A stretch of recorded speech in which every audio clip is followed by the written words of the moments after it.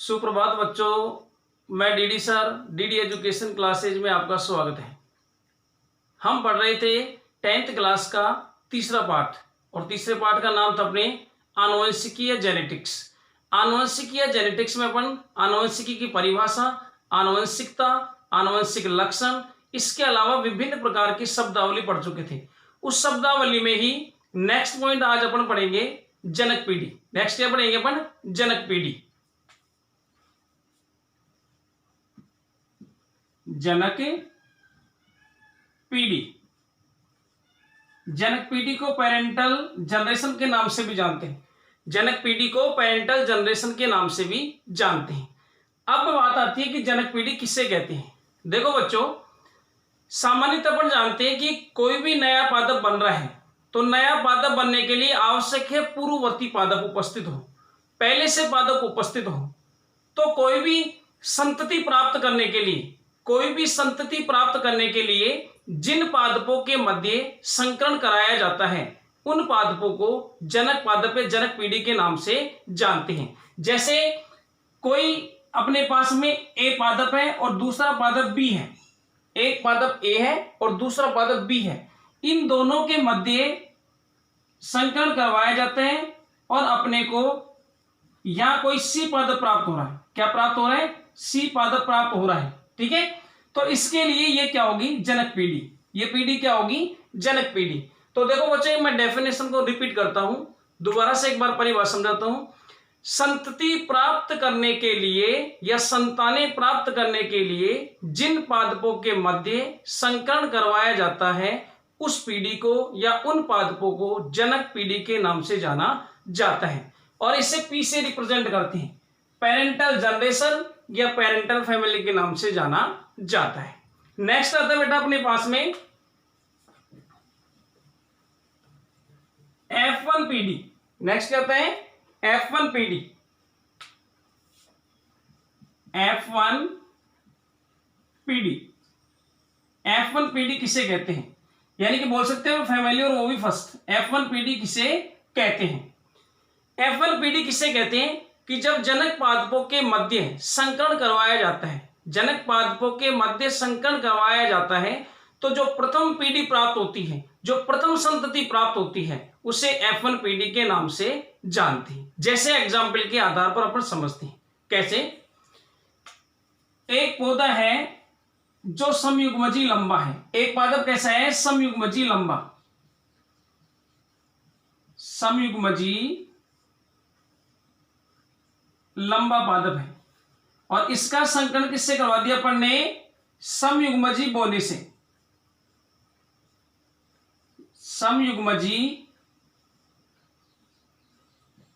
बोना।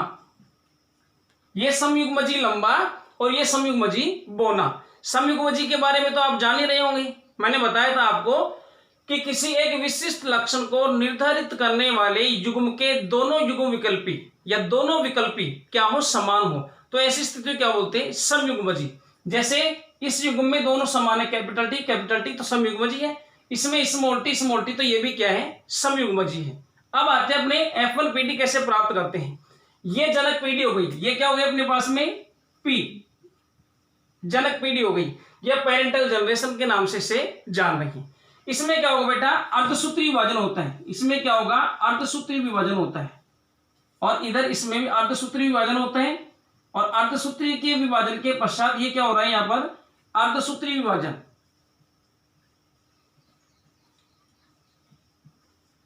अर्धसूत्री विभाजन। अर्धसूत्री विभाजन के पश्चात ये युग्मक बन रहे हैं। इससे कैपिटल टी ये युग्मन है अपने आप में। इसमें स्मॉल टी, ये क्या बन गया बेटा? युग्मक। क्या बन रहे? ये युग्मक। इसके बाद में उन्हें युग्मनज बनेगा। इसका इसके साथ में कैपिटल टी, स्मॉल टी, फिर इसका इसके साथ में कैपिटल टी, स्मॉल टी, इसका इसके साथ में कैपिटल टी, स्मॉल टी और इसका इसके साथ में कैपिटल टी और स्मॉल टी। यानी कि ये अर्धसूत्री विभाजन हुआ गुणसूत्र आधे आधे हो गए, युग्मक बन गए। क्या बन गए? ये युग्मक बन गए। और ये जैसे इधर अपन ने नर पादप लिया और इधर क्या लिया? मादा पादप। इधर क्या लिया? नर पादप और इधर मादा पादप। यह क्या लिया अपन ने? ये पुष्प का नर भाग है और ये पुष्प का क्या है? मादा भाग है। एक पादप ये और एक पादप ये पादप समयुग्मजी लंबा है और ये पादप का समयुग्मजी बोना है। तो इसके पुष्प में कैपिटल टी जीन युग्म पाया जाएगा और इसमें क्या पाया जाएगा? जो जीन पाया जाएगा उसमें विकल्प कैसे पाए जाएंगे? Small T. उसके बाद में इसमें अर्धसूत्री विभाजन होता है और युग्मक बन रहे हैं। इसमें कैपिटल टी युग्मक बन रहे हैं और इसमें स्मॉल टी। माना ये नर युग्मक बन गए इधर और इधर क्या बन गए? मादा युग्मक। नर युग्मक और मादा युग्मक आपस में मिलकर क्या बना लिए? युग्मनज। क्या बना लिए? युग्मनज। तो ये जो पीडी बनी, ये पीडी क्या कहलाएगी? F1 PD. ये पीडी क्या कहलाएगी? F1 PD. ये पीडी क्या कहलाती है? F1 PD. दोबारा से आते हैं अपन कि जब जनक पादपों के मध्य संकरण करवाया जाता है तो प्राप्त संतति या प्राप्त संतानें किस नाम से जानी जाती हैं? F1 पीडी के नाम से जानी जाती हैं। जैसे जब समयुग्मजी लंबे व समयुग्मजी बोने पादपों के मध्य संकरण करवाया जाता है तो जो पीडी प्राप्त होती है वो क्या कहलाई? F1 PD. और देखो इसमें बेटा अपन ने देखा था F1 पीडी प्राप्त हो गई। अब देखो इसमें किस अवस्था में प्राप्त हो रही है? एक कैपिटल टी है और एक स्मॉल टी है। पादप कैसा होगा? ये पादप कैसा था? लंबा। ये पादप कैसा है? बोना। ये पादप लंबा और ये पादप बोना। ये पादप कैसा होगा? बाहर से देखने पर कैसा होगा ये पादप? देखो मैंने बताया था आपको कि जब कैपिटल अक्षर और स्मॉल अक्षर साथ साथ, यानी कि कैपिटल टी भी लंबाई को ही निर्धारित कर रहा है और स्मॉल टी भी लंबाई को ही निर्धारित कर रहा है, लेकिन लंबाई में कैपिटल टी पादप को लंबा बना रहा है और स्मॉल टी पादप को क्या बना रहा है? बोना बना रहा है। कैपिटल टी प्रभावी लक्षण है और स्मॉल टी क्या है? अप्रभावी है। जब प्रभावी और अप्रभावी साथ साथ हैं, अप्रभावी विकल्प और अप्रभावी विकल्प दोनों साथ साथ हैं, तो ऐसी स्थिति में प्रभावी विकल्प के द्वारा किस लक्षण का निर्धारण किया जाता है उसी के अकॉर्डिंग निर्धारित होता है। तो कैपिटल टी पादप को लंबा बनाता है, स्मॉल टी पादप को बोना बनाता है। जब कैपिटल टी स्मॉल टी के साथ में है तो पादप कैसा होगा? लंबा होगा। बाहर से देखने पर कैसा होगा? पादप लंबा होगा, लेकिन दोनों अलग अलग हैं। लंबा तो होगा लेकिन दोनों अलग अलग हैं, यानी कि विषम युग्मजीय अवस्था है। किसी विशिष्ट जीन के दोनों युग्म विकल्प भिन्न भिन्न होते हैं तो वो अवस्था क्या होती है? विषम युग्मजीय अवस्था होती है। तो लंबा तो है लेकिन कैसे है? विषम युग्मजीय लंबा तो लेकिन कैसा है? विषम युग्मजीय लंबा। ये भी कैसा है? विषम युग्मजीय लंबा। ये भी कैसा है? विषम युग्मजीय लंबा। और ये भी कैसा है? विषम युग्मजीय लंबा। तो पहले तो सिंपल सी डेफिनेशन पर आ गए अपन। ये तो थी F1 पीडी की परिभाषा कि जनक पादपों के मध्य संकरण से प्राप्त पीडी क्या कहलाती है? F1 पीडी कहलाती है। अब नेक्स्ट परिभाषा पर आते हैं F2 पीडी।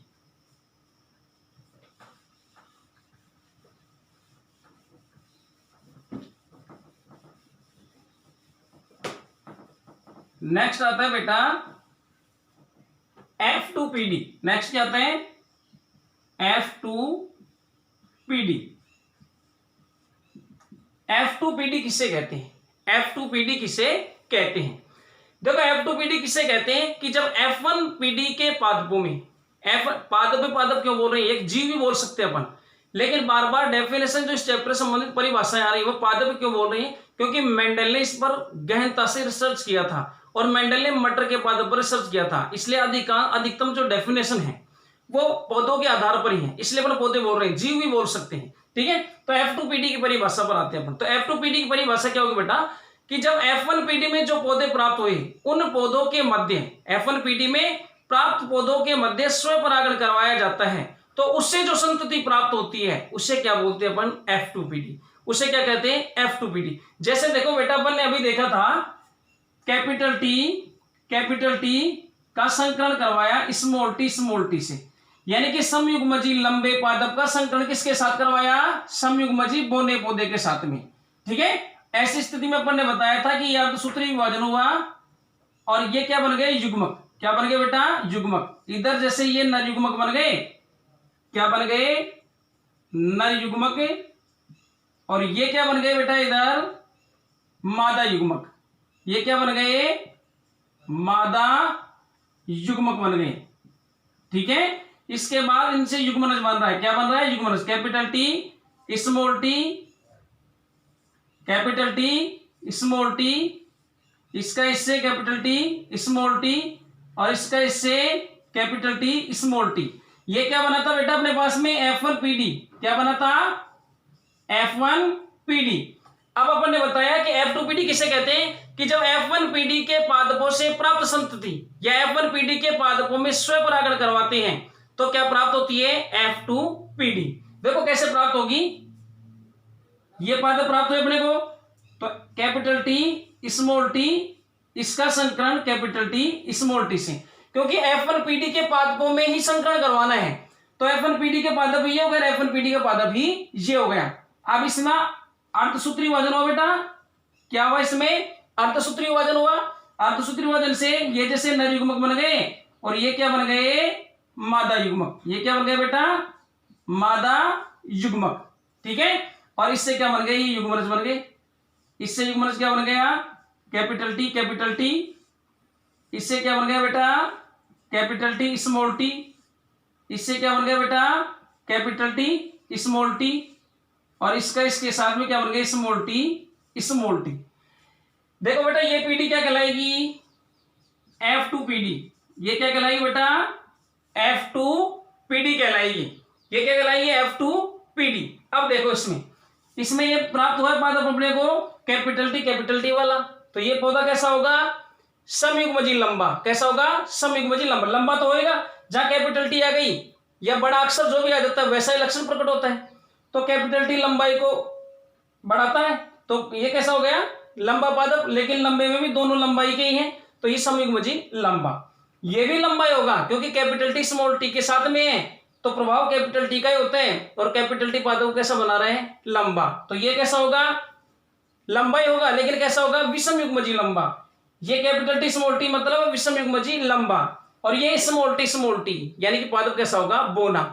तो बेटा लक्षण प्रारूप के आधार पर अपन देखें तो लक्षण प्रारूप के आधार पर ये पादप भी लंबा, ये भी लंबा और ये भी लंबा।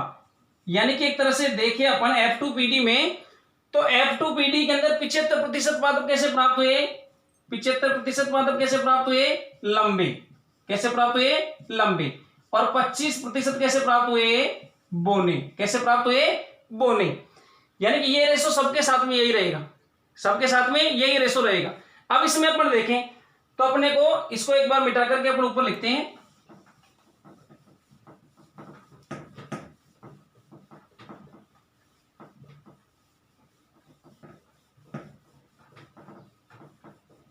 देखो बेटा अपने को F2PD में क्या रेशो प्राप्त हुआ? F2PD में रेशो प्राप्त हुआ, एक तो अपने को प्राप्त हुआ कैपिटल टी। एक क्या प्राप्त हुआ? Capital T small T. एक प्राप्त हुआ कैपिटल टी स्मॉल टी, और एक प्राप्त हुआ स्मॉल टी। ये युग्म प्राप्त हुई है अपने को। तो ये तो कैसा है बेटा? ये कैसा है? लंबा। ये कैसा है? लंबा। ये कैसा है? लंबा। और ये कैसा है? बोना। तो लक्षण अपने को पूछ लेते हैं कि लक्षण प्रारूप का अनुपात क्या हुआ यहाँ पर प्राप्त। यह बड़ा आगे देख लेंगे लक्षण प्रारूप का अनुपात, हालांकि अपने को पता लग जाएगा लक्षण प्रारूप का अनुपात के अनुसार 75% तो कैसे हैं? लंबे। अनुपात 25% कैसे हैं? बोने। 25% कैसे दिखने में? बोने। तो देखो अनुपात करेंगे 25 एकम 25 और 25 3 75। तो लक्षण प्रारूप का अनुपात क्या प्राप्त हो गया यहाँ पर? 3:1। क्या प्राप्त हो गया अपने को? 3:1। अब जीन प्रारूप का अनुपात देखें बेटा, तो जीन प्रारूप का अनुपात कैसे निकालेंगे? देखो जीन प्रारूप का अनुपात यह कैसे निकालेंगे? ऐसे निकालेंगे। कैपिटल टी कितने हैं बेटा यहाँ पर? ये कैपिटल टी ये नहीं है, ये नहीं है, ये नहीं है, तो ये कितना प्रतिशत है? 25% पादप ऐसे हैं। कैपिटल टी स्मॉल टी ऐसे कितने हैं? ये युग्म रहा और ये युग्म रहा, यानी कि 50%। कितने हैं? 50% पादप ऐसे जिनमें कैपिटल टी और स्मॉल टी है। स्मॉल टी यानी कि ऐसे कितने युग्म है? एक युग्म, यानी कि 25% पादप ऐसे हैं जिनमें स्मॉल टी है। अब इनका अनुपात निकालेंगे तो अनुपात क्या होगा? कैपिटल टी अनुपात कैपिटल टी अनुपात स्मॉल टी, यानी कि ये कितने हो गए? 25% अनुपात ये कितने हुए? 50% अनुपात ये कितने हुए? 25%। तो 25 एकम 25, 25 दूना 50 और 25 एकम 25, यानी कि बेटा 1:2:1। ये किसका अनुपात आ गया अपने पास में यहां पर? जीन प्ररूप या जीनोटाइप का अनुपात। किसका अनुपात आ गया? जीन प्ररूप या जीनोटाइप का अनुपात। जीन प्ररूप या जीनोटाइप का अनुपात निकालते समय अपन दोनों को देखते हैं कि सेम इस प्रकार के होने चाहिए कि कैपिटल टी और स्मॉल टी कितनों में है? बिल्कुल एक में ही है, एक युग में। कैपिटल टी और स्मॉल टी कितनों में है? 2 युगों में है, तो 50%। स्मॉल टी कितने में है? 1 युग में है, तो 25%। जब इनका नीचे लिखा मान ऐसे कैसे इनको काटा तो कितना अनुपात प्राप्त हो? 1:2:1। तो ये क्या प्राप्त हो गया? जीन प्ररूप का अनुपात। और लक्षण प्ररूप का, ये लंबा, ये भी लंबा, ये भी लंबा और ये बोना। अब बाहर से तो देखने पर लक्षण प्ररूप का अनुपात क्या होते हैं कि पादप के लक्षण बाहर से कैसे दिखाई दे रहे हैं, वही उसका लक्षण प्ररूप होता है। यानी कि बाहर से देखेंगे तो अपन ये नहीं देखेंगे कि कौन सा शुद्ध लंबा और कौन सा शुद्ध लंबा है। ऐसा बाहर से देखने पर तो अपन बता नहीं सकते। बाहर से देखने पर तो ये भी लंबाई दिखेगा और ये भी लंबाई दिखेगा। तो ये पादप सारे के सारे कैसे दिखेंगे? लंबे, यानी कि 75% लंबे लक्षण प्ररूप के आधार पर और 25% बोने। और काटेंगे तो 25 एकम 25, 25 75, 3:1। लक्षण प्ररूप का अनुपात क्या जाएगा? 3:1। और जीन प्ररूप का अनुपात क्या है? 1:2:1। बात कर रहे थे अपन, वापस आते हैं डेफिनेशन पर। F2PD किसे कहते हैं? तो F2PD किसे कहते हैं कि जब F1PD से प्राप्त संतति को, F1PD से प्राप्त संतति को F2PD कहते हैं। और थोड़ी सी स्टैंडर्ड डेफिनेशन की अपन बात करें तो बोल देते हैं कि जब F1PD के पादपों में स्वपरागण करवाया जाता है तो प्राप्त पीढ़ी को क्या बोलते हैं? F2PD। प्राप्त पीढ़ी को क्या बोलते हैं? F2PD। यह 2 नए शब्द आए बेटा, एक स्वपरागण और एक परपरागण। स्वपरागण और परपरागण, इनके बारे में अपन समझते हैं। स्वपरागण आया है और एक आया है परपरागण। आपके लेवल पर मैं आपको सिंपल तरीके से बताता हूं। एक बोल रहे हैं अपन स्वपरागण, क्या बोल रहे हैं? स्वपरागण। और एक बोल रहे हैं अपन परपरागण। परपरागण, स्वपरागण और परपरागण। बात करें अपन स्वपरागण की, सबसे पहले किसे कहते हैं? स्वपरागण। स्वपरागण किसे कहते हैं? देखो स्वपरागण किससे कहते हैं? अपने पास में ये प्लांट है, ये पादप है, इस पर पुष्प आ रहा है, ये पुष्प आ रहा है। कोई भी पुष्प में बनाता हूं उसमें दोनों पार्ट्स बना देता हूं। देखो ये अपने पास में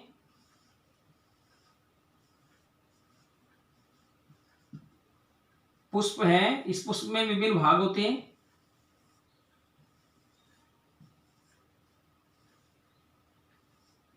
ये पुष्प है, ठीक है बेटा, ये पुष्प है और ये किसी पादप पर लगा हुआ है। ये किसी पादप पर लगा हुआ है। एक पुष्प ये हो गया। ये कोई फर्स्ट प्लांट अपने पास में, या ए प्लांट बोल सकते हैं अपन। ये कोई दूसरा पादप, इधर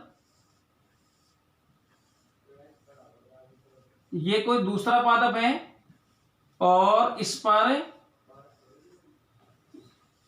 ये देखो, इस पर बेटा ये इस पर ये सेकंड प्लांट है कोई। ये क्या है? कोई सेकंड प्लांट है। अब देखो इसमें ये सेकंड प्लांट अपने पास में, ये फर्स्ट प्लांट है। अब देखो बेटा, ये इसका नर भाग है जिसको अपन पुंकेसर बोल सकते हैं, और ये इसमें है स्त्री केसर, ये इसका मादा भाग है। इसमें बनते हैं परागकण। इसमें क्या बनते हैं? परागकण।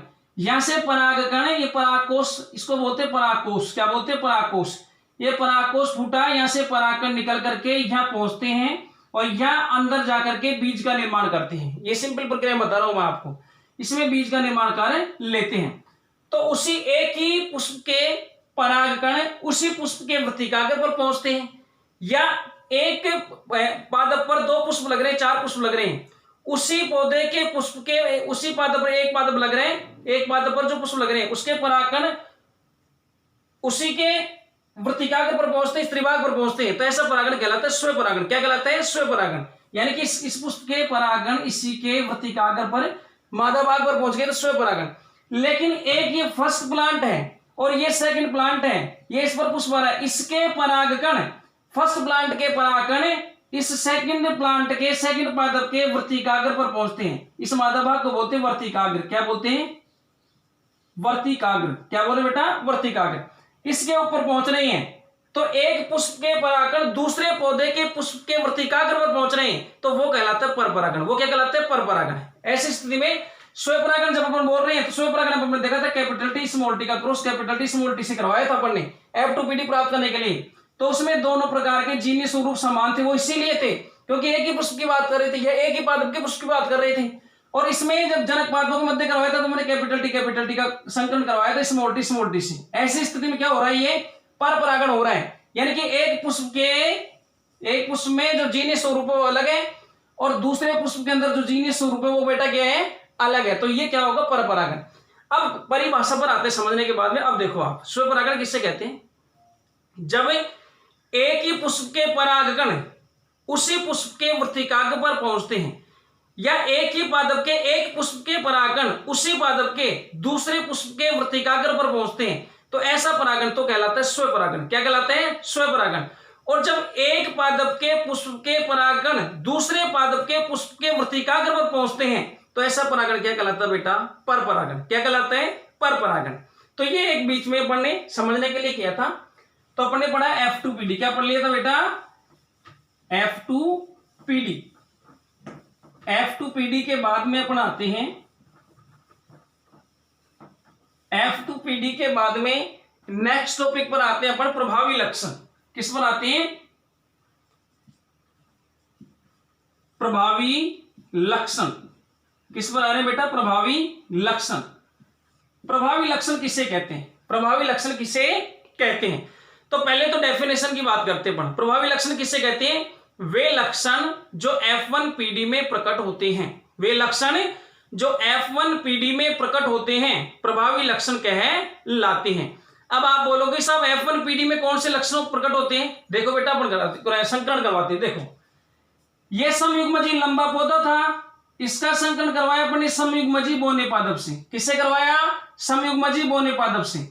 तो बेटा इधर जैसे ये नर माना तो नर युग्मक बन गए कैपिटल टी और ये कैपिटल टी, इधर युग्मक बन गए स्मॉल टी और स्मॉल टी। ठीक है, इसके बाद में इससे युग्मनज बन रहे हैं, ये एक नर युग्मक और एक मादा युग्मक मिलकर करके ये युग्मनज बना रही हैं कैपिटल टी स्मॉल टी। ये नर युग्मक और ये मादा युग्मक मिलकर बना रही है कैपिटल टी स्मॉल टी। ये नर युग्मक ये मादा युग्मक मिलकर के कैपिटल टी स्मॉल टी, और ये बेटा कैपिटल टी और स्मॉल टी। ठीक है, तो ये क्या प्राप्त हुई थी अपने को? F1PD। क्या प्राप्त हुई? F1PD। अब देखो यह तो पादप के जनक पादपों में, तो जनक पादपों में क्या है? ये समयुग्मजी लंबा और ये समयुग्मजी बोना, यानी कि पादप लंबे भी हैं और पादप के हैं बोने भी हैं, दोनों तरह के पादप उपस्थित हैं। ठीक है, लेकिन यहां पर देखें तो ये पादप कैसा होगा बेटा? लंबा होगा। ये पादप कैसा होगा? लंबा होगा। ये पादप कैसा होगा? लंबा होगा। ये पादप कैसा होगा? लंबा होगा। यानी कि सारे पादप लंबे होंगे। लंबे क्यों होंगे? क्योंकि लंबेपन का लक्षण प्रभावी लक्षण है। लंबेपन का लक्षण क्या है? प्रभावी लक्षण है।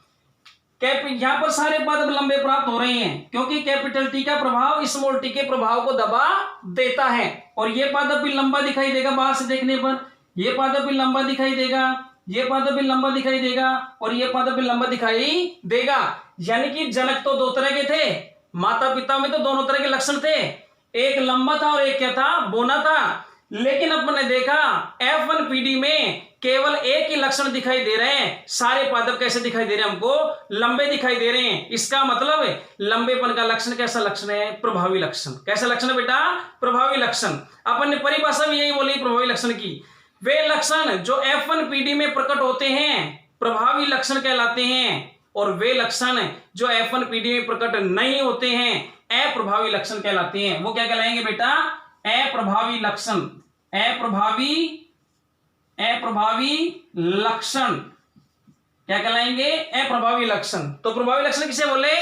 वे लक्षण जो F1PD में, जैसे एग्जाम्पल क्या दिए, जैसे जब समयुग्मजी लंबे व समयुग्मजी बोने पादपों के मध्य संकरण करवाया जाता है तो F1PD में सभी पादप लंबे प्राप्त होते हैं, अतः लंबेपन का लक्षण प्रभावी लक्षण है और बोनेपन का लक्षण अप्रभावी लक्षण है। यहां बोनेपन का लक्षण भी था, लेकिन F1PD में बोनेपन का लक्षण प्रकट नहीं हुआ क्योंकि लंबेपन का लक्षण बोनेपन के लक्षण को प्रकट नहीं होने देता है, उसके प्रभाव को दबा देता है। अतः बोनेपन का लक्षण कैसा हो गया?